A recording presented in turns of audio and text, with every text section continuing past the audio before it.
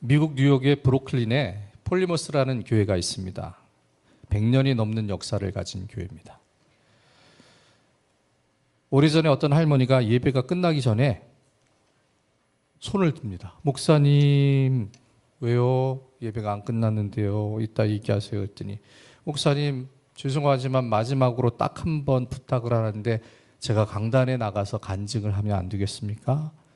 예배가 시간이 있는데 좀 무리한 부탁이었는데 하도 할머니가 간절한 눈빛으로 요청을 해서 허락을 해줬어요. 할머니가 강단에 올라옵니다. 그리고 조심스럽게 이야기를 시작합니다. 제가 지금 이야기하는 것은 68년 전의 일입니다. 날짜까지도 기억을 합니다. 1860년 9월 19일 그날은 주일이었습니다. 이 교회 앞 공터에서 노예시장이 열렸습니다. 저도 노예로 팔려가는 시간이었습니다. 경매를 앞두고 있었습니다. 먼저 아버지가 딴 곳에 팔렸습니다. 그 모습을 보면서 울었습니다. 나는 지금 어디로, 또 어떤 집으로 팔려갈까? 내 운명은 어떻게 될까? 벌벌 떨고 있었습니다. 바로 그때 교회에서 예배를 마치시고 나오신 목사님이 나를 붙들었습니다. 그리고는 노예 상인에게 800불을 주었습니다. 그 돈으로 나를 사서 그 순간부터 자유를 주었습니다. 나중에 들어보니까 그날 예배 가운데 교회 앞에서 노예들이 팔리고 있다. 우리가 어찌할 수는 없지만 헌금이라도 해서 노예 한 사람이라도 자유롭게 해주자. 그때 성도들이 헌금한 돈을 가지고 저를 샀습니다. 그리고 저를 풀어주었습니다. 그래서 자유인이 되었습니다. 그런데 저는 그 은혜를 준 교회를 떠날 수가 없었습니다. 68년 동안 이 교회에 출석하고 교회를 위해 기도함으로 한평생을 살아왔습니다. 그런데 이제 내가 나이가 많아져서 하나님이 부르실 때가 가까웠기에 이 간증만은 꼭 하고 싶었습니다. 이 이야기 주제가 뭐예요? 헌금이에요? 이런 우리 성도님들 왜 이렇게 웃음에 인색해? 2부 예배 때는 웃던데. 긍휼이죠. 사랑을 얘기하는 거예요. 돌봄, 연약한 사람을 돕는 마음. 그래서 이 할머니가 평생 내게 준 은혜를 기억해서 교회 와서 신앙생활하고 교회와 성도들을 위해서 기도한 겁니다. 탈무드에 이런 이야기가 있습니다. 어떤 아버지가 아들에게 심부름 시킵니다. 너 옆집에 가서 낫을 좀 빌려와라.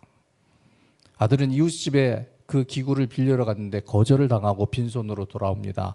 빌려줄 수 없다라고 이웃이 안 줬어요. 그런데 며칠 후에 공교롭게도 바로 그 집에서 낫을 빌려달라고 왔습니다. 아버지가 아들에게 낫을 빌려줘 그랬더니 이 아들이 항의를 하는 거예요. 며칠 전 우리가 빌려달라고 했을 때는 저 집에서 안 빌려줬어요. 이때 아버지가 아들에게 지혜를 가르칩니다. 저 집에서 빌려주지 않았기 때문에 우리도 빌려줄 수 없다. 이것은 복수다. 저 집에서 빌려주지 않았지만은 그럼에도 불구하고 빌려준다. 이것은 증오다. 거절당했다고 하는 것을 다 잊어버리고 그와는 상관없이 깨끗한 마음으로 그저 낫이 필요하니까 빌려준다 하는 마음으로 빌려주면 이것이 긍휼이다. 저와 여러분들은 이 척박하고 각박한 세상을 어떤 마음으로 지내고 있습니까? 어떤 자세를 가지고 살아갑니까? 혹시 매사에 복수하는 마음을 여기에 품고 있는 것은 아닙니까? 혹 증오하는 마음이 남아있지는 않습니까? 아니면 사랑하는 마음을 가지고 다른 사람들에게 베풀려고 하고 나누는 삶을 살려고 그렇게 마음을 쓰고 있지는 않습니까? 이 사랑이라고 하는 것이 세 차원으로 설명이 됩니다. 내 위치에서 나보다 더 높이 우러러 위를 향해서 사랑을 보내는 그 사랑이 있습니다. 이것은 존경입니다.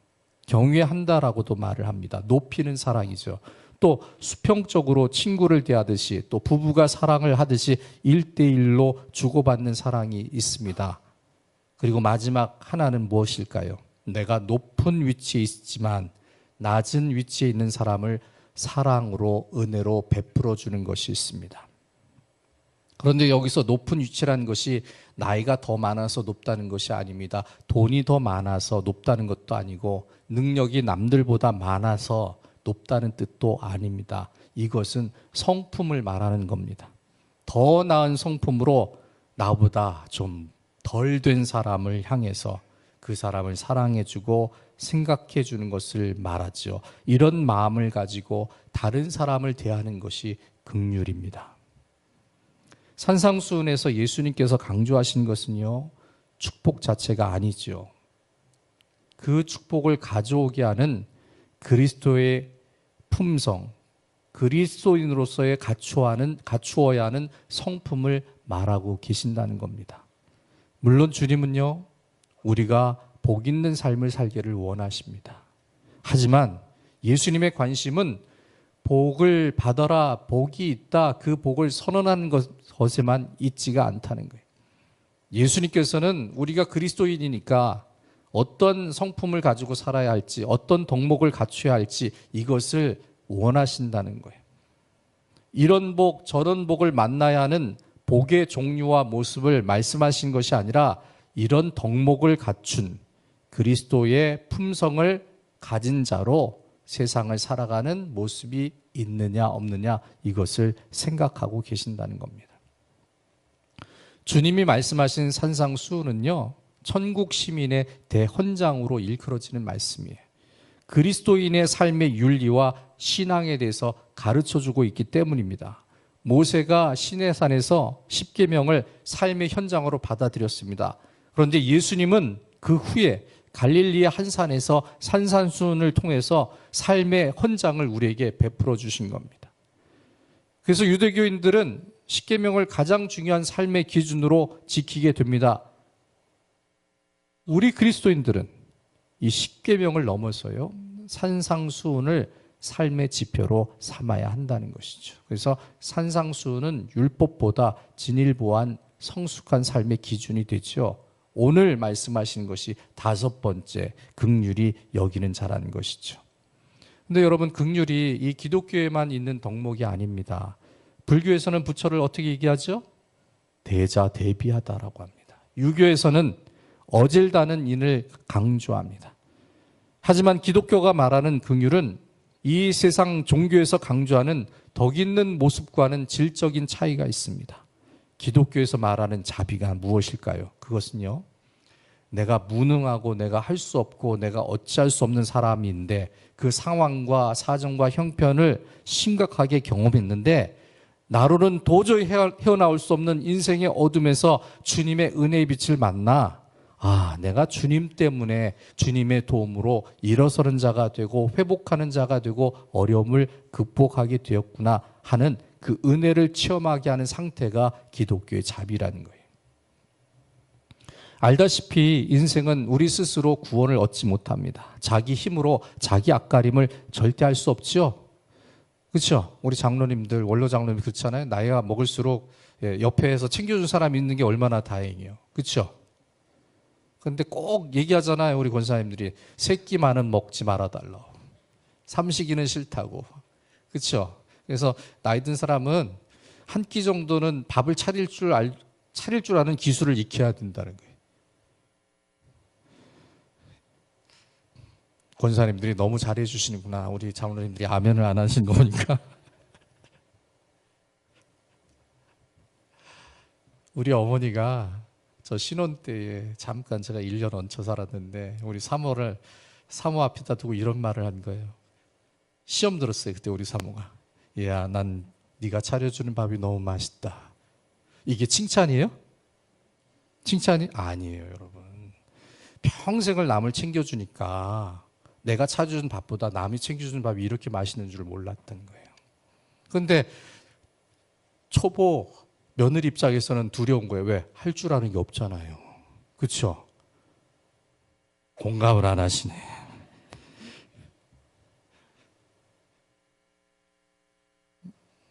우리 권사님들처럼 어려서부터 집안일에 밝아가지고 요리도 잘하고 음식도 잘하는 그런 시대 사람들이 아니에요. 요즘 사람들은.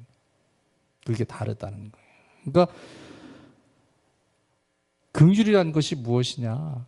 내 힘으로 어찌할 수 없는데 누가 도와줘서, 누가 함께 해줘서 내 어려운 거를 쉽게 해결하고 내 어렵고 불편한 환경을 이겨나가게 하는 것, 그것을 자존심도 안 상하고 부끄러움도 없이 넉넉하게 받아서 챙길 수 있는 것, 그게 진짜 긍휼이라는 거예요. 그래서 긍휼은 우리를 구원해 주시는 그 하나님의 사랑에서부터 시작이 됩니다. 내가 그렇게 하나님의 은혜를 체험했더니 사람과 세상을 보는 눈이 달라지게 되는 거예요. 하나님의 사랑으로 내 마음이 정화가 됐지요. 그리고 바뀌어요. 좋아져요. 정말로 좋은 상태가 마음에 이루어집니다. 그런데 다른 사람들을 사는 것이 보여져요. 어떻게 보여요? 이전에 변하지 않았던 나와 똑같은 모습으로 살아요. 저들에게서 예전에 내가 경험하고 느낀 그 인생에 할 수 없는 부분, 무능함들이 발견이 됩니다. 그래서 내가 은혜를 받아서 변화되었어요. 내가 달라졌어요. 그래서 내가 막 집에서 우리 권사를 위해서 밥도 차려주고 청소도 해주니까 놀라는 거예요. 그러면서 한마디 하죠. 당신을 만난 게 너무 좋다고, 감사하다고. 네, 그래도 반응을 한 사람밖에는 안 해요. 네. 나처럼 은혜를 만나면 저 사람들이 얼마나 좋을까, 그 마음을 가지게 되는 거예요. 그게 단순히 불쌍히 여기는 마음이 아니라 이 말이 기독교에서 긍휼이라고 하는 것이죠. 그런 마음을 갖는 것이 주님이 주시는 긍휼히 여기는 자의 마음이라는 겁니다. 다른 종교에서 말하는 자비는요, 자비한 사람이 되기 위해서는 노력해야 돼요. 도를 닦아야 돼요. 도를 깨달아야 합니다. 그래서 이렇게 되지 못한 사람을 불쌍히 여기는 것을 자비나 긍휼이라고 말을 합니다. 하지만 예수님이 말씀하신 긍휼은 다릅니다. 다른 사람을 정말로 공감하면서 돌볼 수 있는 성품으로 성장하고 발전하는 것이죠. 그런데 그것이 내가 잘해서가 아니라는 거예요. 내가 잘나서도 아니라는 거죠. 가진 것이 많고 남아서 베푸는 것도 아니라는 겁니다. 나 역시도 다른 사람들처럼 못나고 불쌍한 모습으로 살아왔습니다. 하지만 내 무능과 부끄러움을 가려주시는 하나님의 은혜를 만났습니다. 그 사랑을 체험하게 되었습니다. 그리고 나서 깨닫게 됩니다. 하나님이 나를 만져주었더니 인생이 달라지게 되고, 하나님이 나를 챙겨주었더니 실수가 많았는데 실수가 적어지고, 부족한 것이 많았는데 채워지는 것을 깨닫게 되었다는 것이죠. 그렇게 긍휼을 만났더니 생각이 달라져요. 성격도 달라져요. 성품도 좋아지게 되었다는 겁니다. 그렇게 달라진 성품이 되어서 내가 만난 그 하나님의 긍휼을 이전에 나처럼 살았던 사람들에게 베풀게 되는 것이 긍휼의 마음이라는 거예요. 그런데 여러분, 이런 긍휼을 베푸는 것은 위에 있는 사람으로서, 더 많이 가진 사람으로서 행하는 일이 절대로 아닙니다. 단지 내가 하나님의 은혜로 저들보다 긍휼을 먼저 만났을 뿐입니다. 그래서 나 역시도 그 긍휼을 내가 만난 것처럼 세상과 이웃에 베푸는 사람으로 살아야 한다는 뜻이죠. 지금까지는 마음속에 세상을 채우며 살았습니다. 하지만 이제부터는 다르다는 거예요. 긍휼을 만났어요. 그리고 그 긍휼을 보여주는 삶이 만들어지기 시작한 겁니다. 긍휼히 여기는 마음은 심령의 가난함에서 오는 성품이 됩니다. 다르게 표현하면 의에 줄이고 목마름에서 발견되는 성품이기도 합니다. 심령이 가난한 사람은요, 마음이 가난하다는 뜻은 나의 전적인 무능을 느끼기 때문에 정말로 겸손한 사람이 된다는 뜻이에요. 그래서 하나님 도와주세요. 나는 못해요. 나는 연약해요. 하나님만 의지하는 사람을 의미해요. 의에 줄이고 목마른 사람은 이 심령의 가난함이 더 발전해서 자신에게는 의로움이 없음을 깨닫고 하나님의 구원의 손길을 배고파하고 목말라 하는 상태를 말합니다. 그래서 긍휼은 단순한 연민이 아니지요. 자신을 불쌍한 처지에 있는 사람과 동일시 여기는 것이 긍휼이에요. 그 사람과 똑같은 처지에 자기를 세워보는 것이죠. 그 입장, 그 느낌, 그 상태를 같이 공유하고 내 마음과 행동을 내가 받은 긍휼의 은혜대로 그대로 베푸는 거예요. 집에서 뭘 시켰더니 못해. 그럼 어떻게 얘기해야 돼요? 내가 그럴 줄 알았어. 그래야 돼요? 아니, 어렵지. 나도 해보니까 힘들더라. 그런데 몇 번 해보면 좀 익숙해져서 나을 것 같다. 이런 마음으로 우리 마음의 좋은 모습을 상대방에게 베풀어야 한다는 거예요. 근데 하나님이 먼저 그렇게 하셨습니다. 하나님은 단지 말로만 긍휼을 우리에게 보여주지 않았습니다. 하나님은 예수 그리스도를 육신으로 이 세상에 나타나게 하셨습니다. 요한복음에 말씀합니다. 말씀이 육신이 되어 우리 가운데 거하심에 우리가 그의 영광을 보니 아버지의 독생자의 영광이요 은혜와 진리가 충만하더라. 그 예수님에게서 발견되는 은혜와 진리 중 하나가 오늘 우리에게 말씀하고 계시는 긍휼이 된다는 것입니다. 인생이 겪게 되는 죄의 결과는 사망이에요. 때문에 인생은요, 멸망할 수밖에 없는 그 미래를 가진 자가 되지요. 자기 힘으로는 자기 인생을 건지지 못해요. 세계적인 부흥사 빌리그램 목사님이 설교하다가 그런 얘기 했어요. 물에 빠진 사람이 물에서 헤어나오지 못하고 자기를 건져내겠다고 물에서 자기 머리를 끌어올린대요. 스스로. 건져집니까? 그게 인생이에요.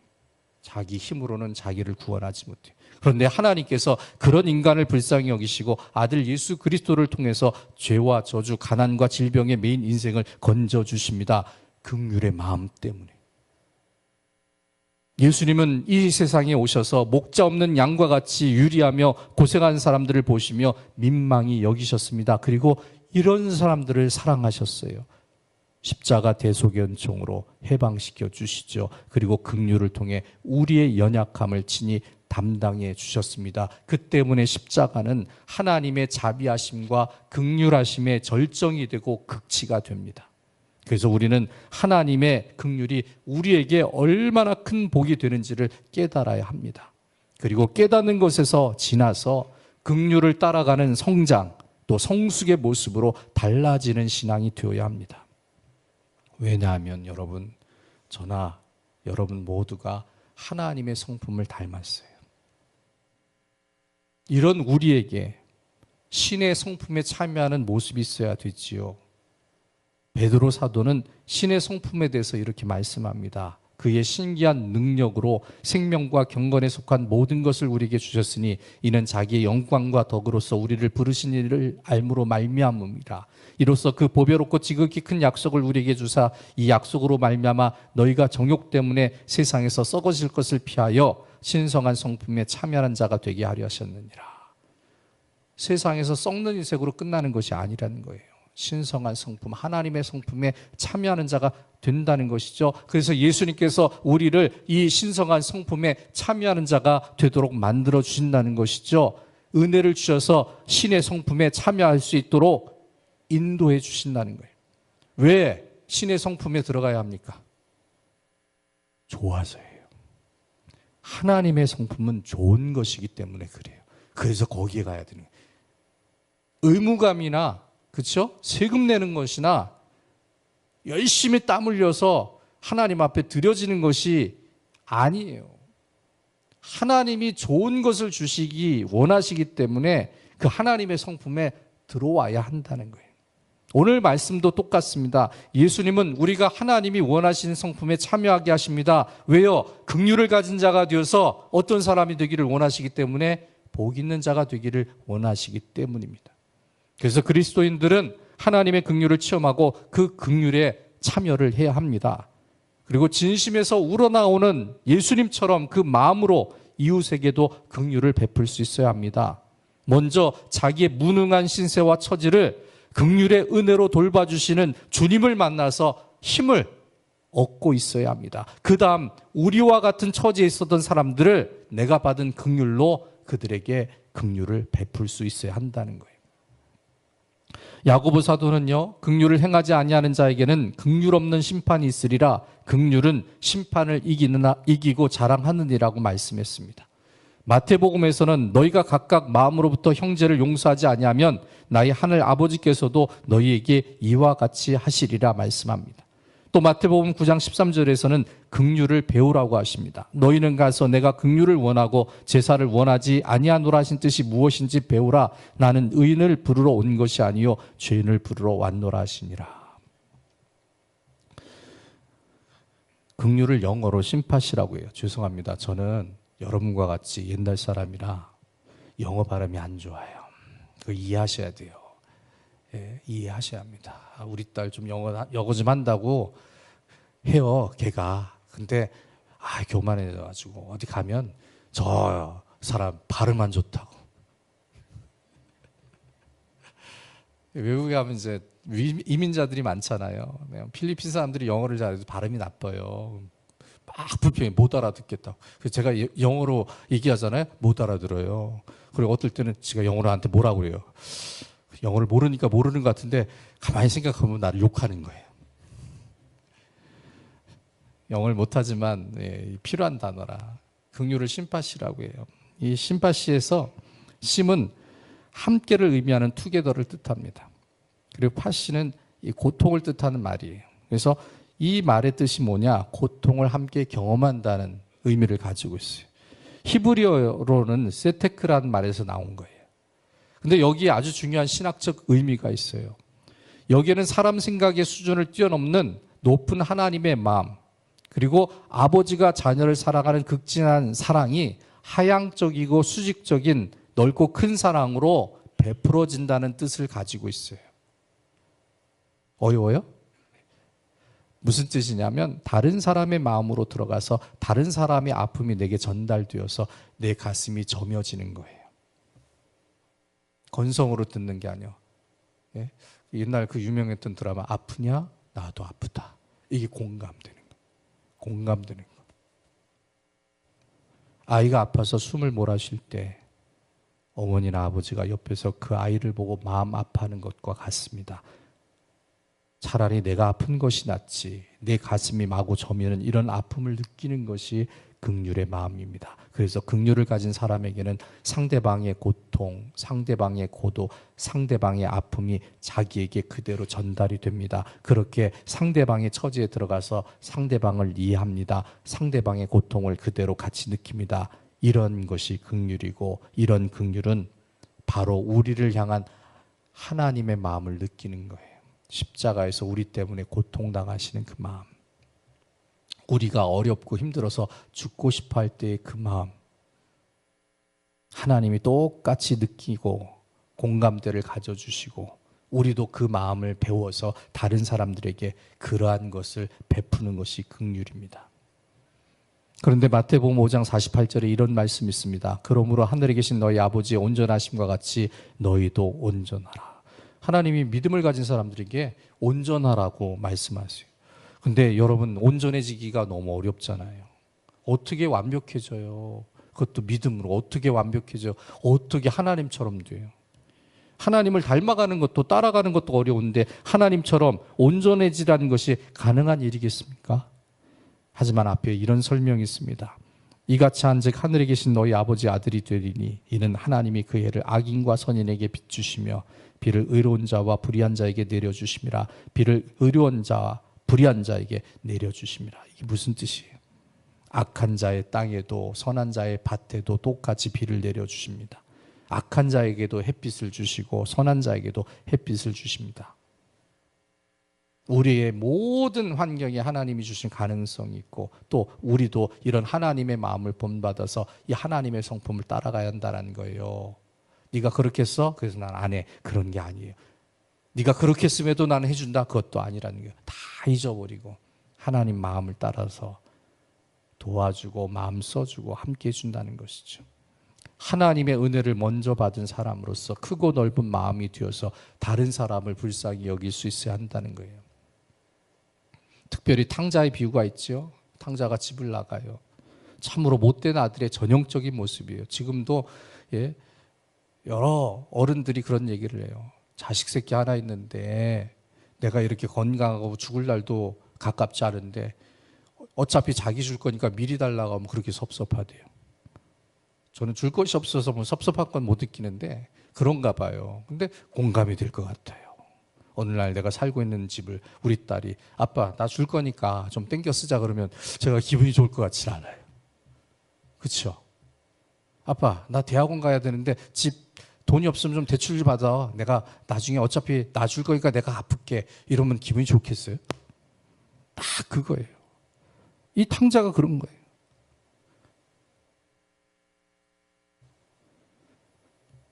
그리고 돈을 받아서 집을 나가요. 그런데 방탕하게 살아요. 차라리 그 돈을 받아서 장사를 했더니 이렇게 돈을 벌어서 고마워 아빠 그러면 흐뭇하기라도 했을 텐데 그 돈을 허랑방탕하게 다 써버리죠. 그런데 여러분, 아버지는 어떠합니까? 그 아들을 계속 사랑하고 기다려요. 마음이 항상 못된 탕자에 가 있습니다. 언제나 아들을 기다리죠. 얼마나 아들을 간절히 기다렸으면 저 멀리에 보이는 거지가 내 아들인 것을 알아보고 뛰어가 목을 끌어안고 입을 맞추겠습니까? 아들만을 사랑했습니다. 그 아들이 돌아온 것이 너무 좋아서 잔치까지 열어줍니다. 그런데 여기에 형이 등장하죠. 이 형은 아버지의 마음과 같지 않아요. 아버지의 재산을 창교와 함께 다 말아먹은 동생을 아버지는 왜 사랑하십니까? 똑 부러진 말을 하죠. 바른 말이에요. 들어보면 제대로 된 비판이죠. 그러나 아버지는 그것이 아니에요. 내 아들, 내 동생은 죽었다 살았고 우리는 그를 잃었다 다시 얻었다 말을 합니다. 어찌해서 이것을 기뻐하지 못하느냐, 이렇게 충고합니다. 긍휼이라는 것은 바로 이런 사랑이죠. 긍휼은 수직적입니다. 값을 지불해야 한다면 돈에는 내가 지불하는 거예요. 무슨 말인지 알죠? 비용이 들면 차라리 내가 있으니까 너를 위해서 쓴다는 거예요. 빚내지 마, 내가 해줄게, 이거예요. 그런데 여기에는 아무 공로도 보상도 없고 바라는 마음도 없습니다. 오히려 긍휼을 베푸는 것 때문에 내 마음이 기쁘고 감사하게 됩니다. 이것이 주님이 원하시는 긍휼의 마음이라는 거예요. 예수님은 우리에게 불신자들을 향해서 의무적으로 긍휼을 베풀라고 말씀하시지 않습니다. 내가 남의 죄를 용서하면 하나님도 나의 죄를 용서해 주시고, 내가 남에게 긍휼을 베풀면 하나님도 나에게 긍휼을 베풀어 주신다, 그 뜻이 아니라는 거예요. 이미 하나님께로부터 무한한 죄의 용서를 받고 그 은혜를 만난 우리가 갖춰야 하는 자세가 긍휼이라는 것입니다. 유대 랍들 사이에 전해지는 이야기가 있어요. 유대 사람들은 참 전설, 옛날 이야기 좋아하거든요. 아주 단골 소재로 들어온 것 중에 하나가 천사가 사람으로 이 땅에 내려왔다는 얘기가 많아요. 한 천사가 사람 모양을 하고 광야를 지나는 여행객 두 사람에게 다가와서 동행을 합니다. 이제 세 사람이 이런저런 이야기를 하면서 어렵고 힘든 광야길을 잘 걸어왔어요. 이제 헤어질 때가 된 거예요. 그때 이야기의 특성 그렇죠. 내가 천사예요. 여러분 때문에 즐겁게 이 광야길을 걸어왔는데 여러분 덕분에 잘 왔으니까, 즐겁게 왔으니까 선물 하나 드릴게요. 소원을 말해주시면 내가 그 한 가지씩의 소원을 들어줄게요, 얘기를 했어요. 그런데 이 나그네 중 두 사람 중에서 한 사람은 욕심꾸러기예요. 또 한 사람 질 수 없죠. 심술쟁이에요. 질투도 많았습니다. 근데 천사가 조건을 답니다. 먼저 말한 사람의 소원을 들어주고 나중에 말한 사람은 먼저 말한 사람의 2배를 주겠습니다. 그럼 언제 얘기해야 돼요? 나중에 얘기해야 돼요. 문제는 하나는 욕심꾸러기고 하나는 심술꾸러기라는 거예요. 욕심쟁이는 자기가 2배를 받아야 한다는 욕심 때문에 입을 닫았어요. 심술쟁이는 내가 못 받으면 못 받았지, 제가 많이 받는 것은 내가 볼 수가 없어. 나는 너 잘 되는 꼴을 못 봐. 그러면서 말문을 닫고 있었습니다. 시간이 돼서 떠나야 한다고 천사가 재촉을 합니다. 나 떠나면 기회는 날아갑니다. 마음이 급해진 욕심꾸러기가 심술쟁이의 멱살을 잡았습니다. 이놈아, 빨리 말해. 말 안 하면 죽여버릴 거야. 숨도 못 쉬게 목을 막 졸라요. 그러니까 심술쟁이가 열받아서 대답을 하죠. 그래? 그렇다면 내가 말할게. 나는 눈이 2개까지 필요 없거든. 눈 하나 없는 애꾸눈이 되었으면 좋겠다. 그게 소원입니다. 그랬더니 어떻게 되었습니까? 욕심꾸러기는 그 순간에 2 눈을 잃어버린 시각장애인이 되었다는 거예요. 여러분, 이게 사람이에요. 남 얘기가 아니에요. 이게 우리의 모습이에요. 인간은 욕심과 질투에 사로잡히고 자기만을 생각하는 이기적인 성품에 물들어갑니다. 그런데 여러분, 우리가 교회 다니잖아요. 예수 믿잖아요. 이제는 이렇게 사는 것이 재미가 없다는 걸 알잖아요. 좀 우리만이라도 다르게 살아야 하지 않습니까? 우리는 하나님의 은혜로 새로운 생명의 삶을 가진 사람들이 되었습니다. 그래서 하나님의 은혜가 함께하는 긍휼의 마음을 가지고 살 수 있어야 합니다. 예수님께서 말씀하십니다. 무릇 있는 자는 받아 넉넉하게 되되 없는 자는 그 있는 것도 빼앗기리라. 하나님은 긍휼을 베푸는 사람에게 긍휼히 여김을 받게 되는 복이 있다라고 말씀하고 계십니다. 긍휼 없이는 하나님이 주시는 긍휼을 만나지 못하게 된다는 거예요. 긍휼을 베푸는 마음은 하나님을 향한 마음이 된다는 것이죠. 그래서 우리가 긍휼의 마음이 성품화되도록 예수님을 닮아나가는 신앙생활을 해야 한다는 겁니다. 나는 오직 하나님의 은혜로만 살아왔습니다. 나는 의로운 것은 하나도 없습니다. 나는 잘하는 것도 없습니다. 나는 하나님 앞에 잘난 모습도 없습니다. 못난 이의 얼굴을 하고 삽니다. 이렇게 겸손한 마음으로 하나님의 긍휼을 구하는 믿음으로 우리가 살아나가야 합니다. 그리고 하나님께로부터 받은 그 긍휼을 옆 사람에게 베풀어야 한다는 거예요. 옆 사람 한번 보세요. 불쌍한 눈으로 보시지 마시고 존경하는 눈으로 보세요. 이거예요. 내가 당신을 위해서 마음을 쓸 수가 있습니다. 이거란 말이에요. 내가 너를 위해서 내 마음을 죽일 수 있어. 희생할 수 있어. 그리고 조금 배려할 수 있어. 이게 긍휼이라는 거예요. 그리할 때 하나님께서는 우리에게 긍휼히 여겨주시는 하나님의 은혜를 넘치게 베풀어 주십니다. 어느 정도를 복이 있다 하실 정도로 우리를 긍휼히 여겨주시고 그 긍휼을 만난 우리가 세상을 향해서 하나님의 긍휼을 펼치게 되는 겁니다. 그리고 그 모습을 복되다 여기시는 하나님과 동행하는 삶이 우리를 통해 세상 가운데 이루어지게 되는 것입니다. 세상은 갈수록 악하고 타락합니다. 하나님에게서 멀어지고 있습니다. 하나님을 섬기는 자에게 불리한 곳이 이 세상입니다. 이런 세상을 지식과 물질, 능력과 권력을 의지해서 살아가서는 안 됩니다. 하나님의 긍휼을 만나서 하나님의 도움으로 세상을 이기는 삶을 이루어야 합니다. 예수 그리스도의 복음을 긍휼히 여기는 자들에게 전하고 그들도 우리처럼 복 있는 하나님의 자녀로 인도받을 수 있도록 일꾼이 되어야 합니다. 그리할 때 긍휼히 여기는 자에게 복이 되게 하시는 하나님의 역사가 나타나고 그 삶 가운데 복된 하나님의 긍휼의 손길이 넘쳐나게 되는 것입니다.